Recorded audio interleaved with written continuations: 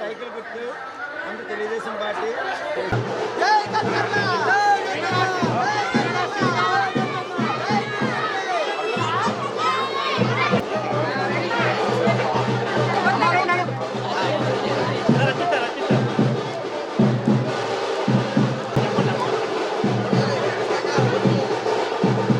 ఈరోజు మన తూర్పు నియోజకవర్గంలో 12వ వార్డు నెహ్రూ నగర్, అలాగే దుర్గానగర్, అలాగే 12వ వార్డు అంతా కూడా ఈరోజు ఇంటింటికి కార్యక్రమాన్ని ప్రారంభించాం.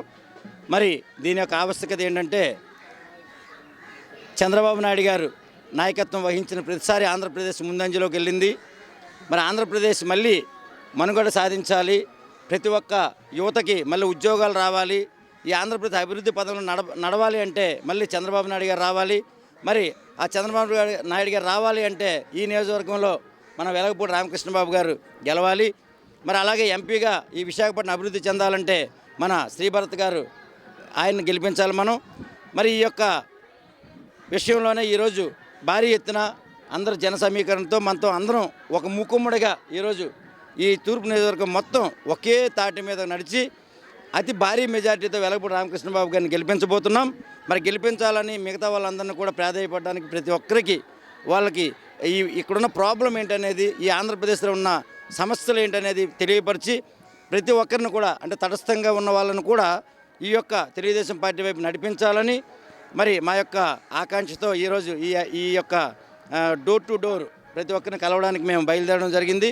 మరి ఆంధ్రప్రదేశ్ మొత్తం మీద చూస్తే చంద్రబాబు నాయుడు గారి తన నాయకత్వం మీద ప్రతి ఒక్కరికి మంచి నమ్మకం ఉంది. మరి లాస్ట్ టైము అతను గెలిపించుకోకపోవడం వల్ల ఏం నష్టపోయామో ప్రజలందరికీ తెలుసు. మరి యువత ఉద్యోగస్తులు కూడా ఎంతో ఇబ్బందులు పడ్డారు. మరి చంద్రబాబు నాయుడు గారు సూపర్ 6 అనే ఒక నూతన స్కీమ్ను డిజైన్ చేయడం జరిగింది. మరి ఆ రోజు పాత ప్రభుత్వంలో అమ్మఒడి ఏదైతే ఉందో ఇంట్లో ఉన్న వాళ్ళందరికీ ఇస్తామని చెప్పారు. మరి ఇంట్లో ఒక్క వ్యక్తికే వాళ్ళు ఇవ్వడం జరిగింది.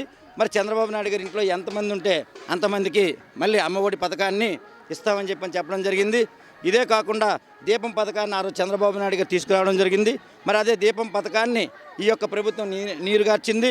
మరి ఆ యొక్క దీపం పథకాన్ని మళ్ళీ ఆయన ప్రారంభించి 3 సిలిండర్లని ఫ్రీగా ఇవ్వడానికి ఆయన నిర్ణయం తీసుకోవడం జరిగింది. మరి ఆడపడుచులు అంటే తెలుగుదేశం ప్రభుత్వంతోనే వాళ్ళకు గుర్తింపు వచ్చింది. మరి ఆ రోజు ఆస్తి హక్కు అనేది కల్పించింది ఎన్టీ రామారావు గారు తెలుగుదేశం ప్రభుత్వంలో. మరి చంద్రబాబు నాయుడు గారు వచ్చిన తర్వాత ఈరోజు డ్వాక్రా గ్రూపులు కానీ ఈరోజు ఆడవాళ్ళందరూ ఒక గ్రూపుగా ఉండి డెవలప్ అవుతున్నటువంటి కారణం తెలుగుదేశం ప్రభుత్వం.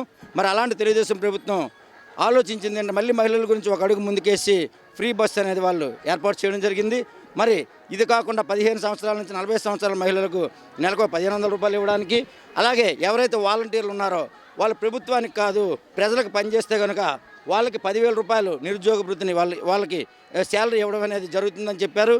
మరి ఇదే కాకుండా నెలకి 4,000 రూపాయలు నిరుద్యోగ వృత్తిని కూడా ఇస్తామని చెప్పారు. ఎందుకంటే స్టూడెంట్స్ వాళ్ళు ఎగ్జామ్స్కి ప్రిపేర్ అవ్వాలన్నా, వాళ్ళు ఎక్కడికైనా బయటికి వెళ్ళి ఒక ఎగ్జామ్ రాయాలన్నా లేదా ఒక ఇంటర్వ్యూకి అటెండ్ అవ్వాలన్నా ఇంట్లో తల్లిదండ్రుల మీద ఆధారపడవలసిన పరిస్థితి ఏర్పడింది.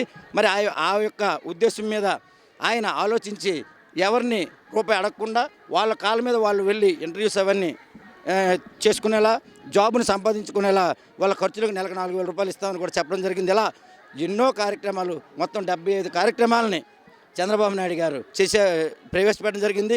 ఇదే కాకుండా ముఖ్యంగా ఇంకోటి చెప్పాలి, ఈరోజు నిరుపేదలు కడుపు నిండా అన్నం తినేవారు 5 years బ్యాక్ వరకు కూడా.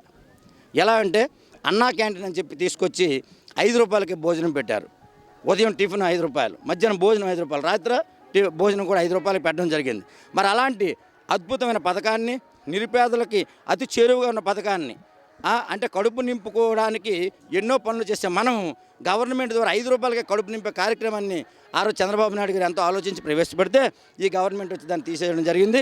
మళ్ళీ అన్నా క్యాంటీన్ని పునరుద్ధరించాలని చంద్రబాబు నాయుడు గారు దాన్ని మళ్ళీ రీస్టార్ట్ చేయడం అనేది జరుగుతుంది. ఇదే కాకుండా చెత్త మీద కూడా పన్నేశారు. ఇలాంటి పనులు అవి లేకుండా జనాల్ని సుభిక్షంగా సంతోషంగా ఆయన బ్రతకాలని ఒక ఆలోచనతో, ఒక దీక్షతో, అకుంఠితమైన దీక్షతో ఆయన రావడం జరుగుతుంది. కాబట్టి ఆయనకి మన అందరి తాలూకు మద్దతు ఇవ్వాలని మనసావాచ కోరుకుంటూ మీ కంచెల్లో చిత్రం.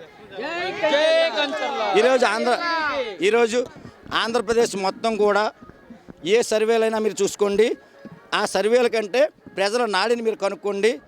ప్రజల్లో 30% ఆల్రెడీ ఈరోజు రీచ్ అవ్వడం జరిగింది.